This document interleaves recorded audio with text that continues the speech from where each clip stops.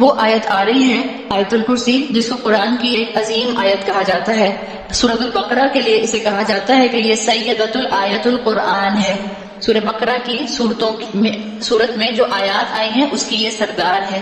اور آپ کو معلوم ہوگا کہ نماز کے اندر سورہ فاتحہ کے بعد قیام میں جو قرآن پڑھنے کا نصاب ہے کہ ہمیں کم سے کم کتنا قرآن پڑھنا چاہیے، اس نصاب میں 3 آیات کم سے کم آتے ہیں، کم سے کم 3 آیات ہوں. لیکن ہم یہ بات جانتے ہیں کہ جو آیات قرآن میں بڑی آیات ہیں، جیسے آپ نے پیچھے پڑھی تھی آیت پہ سورہ بقرہ کی آیت 177، ابھی آپ پڑھ رہے ہیں آیت الکرسی، آگے ایک اور آیت آئے گی سورہ بقرہ کے تقریباً اختتام کی طرف، آیت دین. اس طرح کی جو بڑی آیات ہیں اسکالرز کہتے ہیں کہ وہ ایک آیت بھی آپ سورہ فاتحہ کے بعد پڑھ لیں تو آپ کا 3 آیات کا نصاب مکمل کر دیتے ہیں. آیت الکرسی جس کے لیے اللہ کے رسول صلی اللہ علیہ وسلم نے فرمایا کہ فرض نماز کے بعد اس کو پڑھا جائے. جس انسان نے نیک نیتی کے ساتھ اپنی نیت کو خالص رکھتے ہوئے اللہ کی خاطر نماز پڑھی، خشوع اور خضوع کے ساتھ نماز پڑھی اور اپنے فرائض کے بعد آیت الکرسی پڑھی، اس کے لیے آتا ہے کہ اس کو جنت میں جانے سے کوئی چیز نہیں روک سکتی. آیت الکرسی کو جادو کے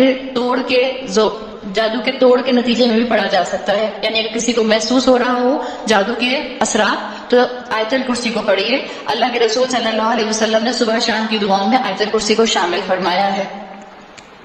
اللہ لا الہ الا ہو. اچھا، آیت الکرسی کے اندر بہت سے اللہ کے معجزات ہیں. میں سارے آپ کو اس وقت نہیں بتا سکتی اس لیے کہ ٹائم بہت کم ہے. ایک معجزہ آپ کو بہت اچھا نظر آئے گا اس کا، اور میں امید ہے کہ وقت کے اندر آپ کو بتا دوں گی. آیت الکرسی کے اندر ٹوٹل 9 سینٹنسز ہیں، 9 جملے ہیں.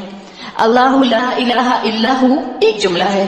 الحی القیوم، بلکہ یہ ایک ہی جملہ ہے. اللہ لا الہ الا ہو الحی القیوم ایک جملہ ہے. لا تأخذہ سنۃ ولا نوم یہ دوسرا جملہ ہے. لہ ما فی السماوات وما فی الارض یہ تیسرا جملہ ہے. من ذا الذی یشفع عندہ الا باذنہ یہ کون سا جملہ ہو گیا؟ کون سا؟ 5th یا 4th ہو گیا. یعلم ما بین ایدیہم وما خلفہم یہ 5th ہو گیا. ولا یحیطون بشیء من علمہ الا بما شاء 6th. وسع کرسیہ السماوات والارض 7th. ولا یؤودہ حفظہما وہو العلی العظیم یہ کون سا ہو گیا؟ 8th. 8 جملے بنتے ہیں اس کے اندر. اچھا، آپ کر کے دیکھیں اس کو. اگر آپ اس کو پڑھیں، ترجمہ پڑھ لیتے ہیں پھر بات کرتے ہیں. اللہ وہ زندہ جاوید ہستی ہے جو تمام کائنات کو سنبھالے ہوئے ہے. یہ جو اللہ کے نام آیا ہے یہاں پر الحی القیوم، اسکالرز کہتے ہیں علماء کے مطابق چانسز ہیں کہ یہ اسم اعظم ہے اللہ تعالیٰ کا، اور اسم اعظم کے ساتھ دعا مانگی جائے تو اللہ تعالیٰ قبول فرماتے ہیں. اس کے سوا کوئی خدا نہیں، وہ نہ سوتا ہے اور نہ اسے اونگ آتی ہے. زمین اور آسمانوں میں جو کچھ ہے اسی کا ہے. کون ہے جو اس کی جناب نے اس کی اجازت کے بغیر سفارش کر سکے؟ یعنی اللہ اجازت دے گا تو کوئی سفارش کر سکے گا. سفارش کنڈیشنل ہے، انکنڈیشنل نہیں ہے. جو کچھ بندوں کے سامنے ہے اسے بھی وہ جانتا ہے، جو کچھ ان سے اوجل ہے اس سے بھی وہ واقف ہے، اور اس کی معلومات میں سے کوئی چیز ان کی گرفت ادراک میں نہیں آ سکتی الا یہ کہ کسی چیز کا علم وہ خود ہی ان کو دینا چاہے. اس کی حکومت آسمانوں اور زمینوں پر چھائی ہوئی ہے اور ان کی نگہبانی اس کے لیے کوئی تھکا دینے والا کام نہیں ہے. وہی ایک بزرگ اور برتر ذات ہے. آپ پہلا جملہ پڑھیں، اللہ لا الہ الا ہو الحی القیوم. اللہ کے کتنے نام آئے؟ 2 نام آئے، الحی القیوم. اللہ کو تو اللہ کا اسم ذات کہا جاتا ہے، اس کو ہم ایک طرف کر دیتے ہیں. اللہ کے 2 نام یہاں پر آئے. اب اس کا آخری جملہ دیکھیں. آخری جملہ جو ہے، اچھا آخری جملہ اس کا کنیکٹڈ ہے، یہ ہے وَهُوَ الْعَلِيُّ الْعَظِيمُ. یہ آخری جملہ ہے. وَهُوَ الْعَلِيُّ الْعَظِيمُ میں کتنے نام آئے؟ 2 نام آئے. تو پہلے جملے اور لاسٹ جملے میں فرسٹ اور 9th سینٹنس کی آپس میں مناسبت ہے کہ دونوں میں اللہ کے 2 نام آئے ہیں. ٹھیک ہے. دوسرا جملہ آتا ہے لا تأخذہ سنۃ ولا نوم. اچھا یہ بتائیں، اگر میں اس سے پہلے کہ اس پر بات کروں، یہ جو سیکیورٹی سسٹم ہوتا ہے، جیسے آپ کے جو گارڈز ہوتے ہیں جو ہر وقت جن کو الرٹ ہو کر گیٹ پر بیٹھنا پڑتا ہے، یا جو کسی بھی کمپنی کا کوئی گارڈ ہوتا ہے، یا جو CCTV کیمرے کے سامنے جس کی ڈیوٹی ہوتی ہے اس کو الرٹ ہو کر بیٹھنا پڑتا ہے.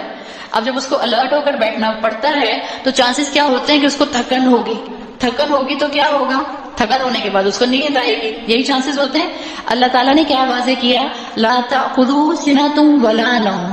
لا اللہ کو تھکن ہوتی ہے اور نہ ہی اللہ کو نیند آتی ہے، اونگ آتی ہے. سیکنڈ لاسٹ سینٹنس دیکھیں، ولا یؤودہ حفظہما.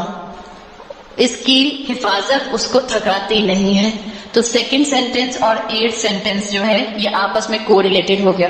پھر اگلا سینٹینس دیکھیں, لہو ما فی السماوات و ما فی الارض, اسی کی آنرشپ ہے جو کچھ آسمانوں اور زمین میں ہے. انگلش میں 2 الفاظ آتے ہیں, ایک ہے اونرشپ, ایک ہے کنگڈم. اونرشپ ہوتی ہے, مثال کے طور پر آپ کہیں کہ یہ گھر, اس گھر کی میں آنر ہوں, آپ کہیں اس کتاب کی میں آنر ہوں. اونرشپ ہوتی ہے آبجیکٹس کی. کنگڈم کیا ہے؟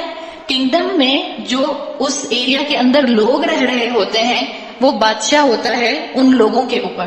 کنگڈم انہی کی ہوتی ہے نا. اللہ کے 2 نام آتے ہیں, ایک آتے ہیں مالک یعنی اونر, ایک آتا ہے ملک یعنی بادشاہ. یہاں پر اللہ کے دونوں نام کے ساتھ ایسوسیشن شو کر دی گئی 2 آیات کے ذریعے. لہو ما فی السماوات و ما فی الارض میں اللہ کی اونرشپ ہے, جو کچھ آسمانوں میں ہے اور جو کچھ زمین میں ہے وہ اونرشپ کس کی ہے؟ اللہ کی. اب آپ آئیے 3rd لاسٹ سینٹینس کے اوپر, واسع کرسیہ السماوات والارض, اس کی کرسی, اس کی کنگڈم چھائی ہوئی ہے آسمانوں اور زمینوں پر. یعنی اللہ کی کنگڈم میں وہ سب لوگ, سب مخلوقات آ گئی جو اس آسمان اور زمین کے اندر رہتے ہیں. تو یہ تیسرا جملہ جو ہے یہ کس سے کو ریلیٹڈ ہو گیا؟ 7 سینٹینس سے. آگے چوتھا جملہ کیا آیا؟ من ذا الذی یشفع عنده الا باذنہ, کون ہے جو اس کی اجازت کے بغیر سفارش کر سکے؟ اللہ نے سفارش کا جو معاملہ رکھا ہے وہ کیسے رکھا ہے؟ وہ مشروط رکھا ہے. شفاعت باطلہ نہیں ہے کہ جس کا دل چاہے گا وہ سفارش کر دے گا, بلکہ اللہ نے شفاعت حقہ رکھی ہے. اللہ جس کو اجازت دے گا, جس کے لیے اجازت دے گا اور جتنی اجازت دے گا صرف اس کی شفاعت ہو سکے گی.